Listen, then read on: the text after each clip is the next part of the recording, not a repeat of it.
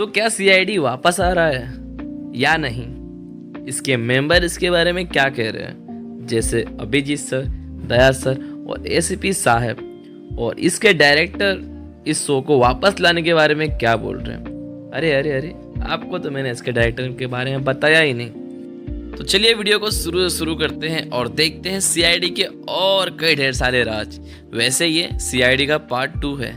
Part 1 जिसने नहीं देखा आई बटन पे क्लिक करे और जाके देख के आए। तो आज इस वीडियो में आप ये सब जानने वाले हो कि आखिरकार इसके डायरेक्टर कौन है, इसके कास्टों के बारे में भी जानेंगे और हम जानेंगे इसकी असली वजह कि आखिर ये बंद क्यों हुआ। सबसे पहले हम इसके डायरेक्टर के बारे में जानते हैं। मुझे इसके डायरेक्टर के बारे में कुछ भी पता नहीं था, तब मैं गया अपने गूगल बाबा के पास और जब गूगल पे जाके मैंने इसके डायरेक्टर के बारे में सर्च किया तब मुझे क्या मिला आप खुद देखिए।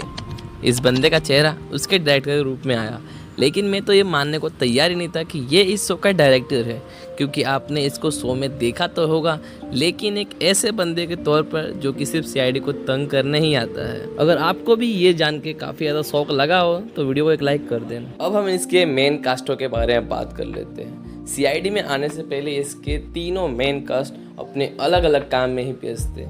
कोई सेंट्रल बैंक में एक कैशियर के रूप में था, तो कोई एक प्लेयर था, तो कोई फिल्मों में काम कर रहा था। तो सबसे पहले हम बात करते हैं एसीपी प्रद्युम्न सर के बारे में। इनका रियल नेम है शिवाजी सम्राट। इन्होंने अपने 23 साल शुरुआत के 23 साल एक सेंट्रल बैंक में कैशियर के रूप में काम किया था, लेकिन 1980 में इन्होंने टीवी सीरियल रिश्ते नाते से अपने करियर की शुरुआत की। इसके बाद इन्होंने दूरदर्शन पर दिखाया जाने वाला शो 100 में काम किया, जो कि एक एक्शन थ्रिलर शो था जिसके डायरेक्टर भी बीपी सिंह थे, इसलिए आप शिवाजी सम्राट को एपिसोड 1 से देख ही सकते। अब हम दया सर के बारे में बात कर लेते हैं। दया सर का पूरा नाम है दयानंद सेठी और ये सीआईडी में आने से पहले एक प्लेयर थे, डिस्क थ्रोअर और शॉट पुट के।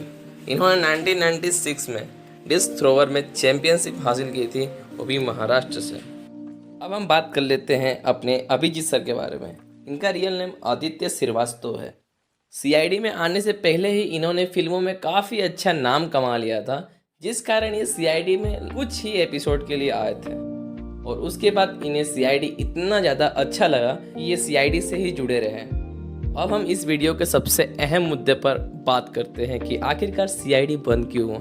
अगर सीआईडी के बंद होने की बात करें तो इसके बहुत ही ढेर सारे रीज़न बताए गए थे, जैसे कि ये अपनी पॉपुलैरिटी खो रहा था। ये चलता ही इसलिए था क्योंकि इसमें सस्पेंस काफ़ी ज़्यादा भर के था और अपने क्राइम सीन के लिए तो भाई क्या ही बोला जाए। धीरे धीरे इन दोनों की कमी इस शो में दिख रही थी, लेकिन इसके कास्टों का यह मानना था कि जो सीआईडी है वो अभी कम टीआरपी दे रही है, जिस कारण उसको बंद किया गया। लेकिन क्या सीआईडी वापस आ सकता है? कुछ सूत्रों की माने जाए तो ऐसा बोलने में आ रहा है कि 23 से 25 के बीच में सीआईडी वापस आ सकती है, लेकिन इनके कास्टों का तो यह मानना है कि वो सीआईडी आ भी जाए लेकिन उसमें अभी काम नहीं करेंगे। तो क्या हमें सीआईडी आगे दिखने को मिलने वाला है? अगर मिलने वाला है तो उसमें उसके कास्ट क्या सेम रहेंगे या फिर कोई और ही हमें सीआईडी के रूप में दिखने वाला है? तो आप मुझे कमेंट में ज़रूर बताएं।